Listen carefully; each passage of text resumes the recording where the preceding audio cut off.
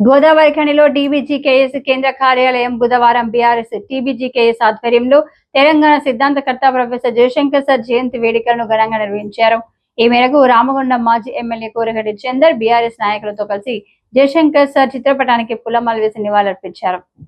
ఈ సందర్భంగా మాజీ ఎమ్మెల్యే మాట్లాడారు. ఈ కార్యక్రమంలో బీఆర్ఎస్ టీబీజీకేఎస్ నాయకులు గోపు ఐలయ్య యాదవ్, మారుతి, కల్వచెల్ల కృష్ణవేణి, బాదె అంజలి, జనగామ కవిత, సరోజిని, గుర్రం పద్మ, కనకలక్ష్మి, సుజాత, పర్లపల్లి రవి, జేవి రాజు, చెల్ల రవీందర్ రెడ్డి, కిరణ్ జీ, నీరటి శ్రీనివాస్, వెంకటేష్, పిల్లి రమేష్, కుర్ర రామరాజు, హరికృష్ణ, సత్తు శ్రీనివాస్, శ్రావణ్, చింటూ తదితరులు పాల్గొన్నారు.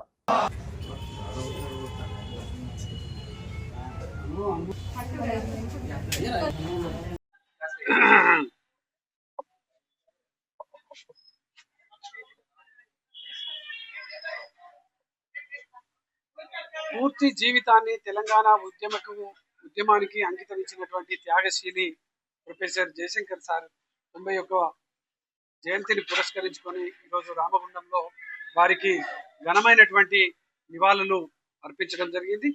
ప్రత్యేకంగా తెలంగాణ సాధన ఉద్యమంలో నీళ్లు, నిధులు, నియామకాల మీద సాగినటువంటి ఈ యొక్క తెలంగాణ ఉద్యమం గౌరవనీయులు తెలంగాణ ఉద్యమ మహాసారథి, తెలంగాణ తొలి ముఖ్యమంత్రి వర్యులు కేసీఆర్ గారు తెలంగాణ ప్రొఫెసర్ జయశంకర్ సార్ గారి ఆశయ సాధన కోసం ఈ ప్రాంతంలో ఉన్నటువంటి ప్రతి ఒక్క రైతుకు నీళ్లు అందించాలని, ప్రతి ఒక్క ఎకరానికి నీళ్లు అందించాలనేటువంటి లక్ష్యం కొద్దీ ఈ ప్రాంతంలో ఉన్నటువంటి గోదావరి నీళ్లు సముద్రంలో కలుస్తున్నాయని కాళేశ్వరం ప్రాజెక్టు నిర్మాణం చేసి ఇలా ప్రతి ఎకరానికి నీళ్లు అందించేటువంటి విధంగా కృషి చేసినటువంటి ఆ సందర్భం.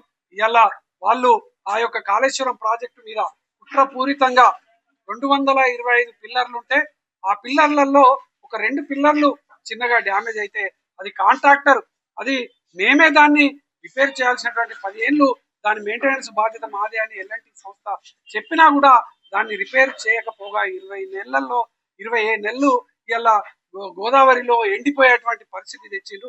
ఇలా ప్రొఫెసర్ జయశంకర్ సార్ ఆశయ సాధన కోసం కృషి చేస్తామని చెప్పేసి మాట్లాడుతున్నటువంటి ముఖ్యమంత్రి, మాట్లాడుతున్నటువంటి మంత్రులు, మరి వారి ఆశయ సాధన ఇలా తెలంగాణ రాష్ట్రంలో ఉన్నటువంటి ప్రతి ఒక్క చుక్కను ఇలా ప్రతి ఎకరానికి అందించాలనేటువంటి ఆలోచన, లక్ష్యం.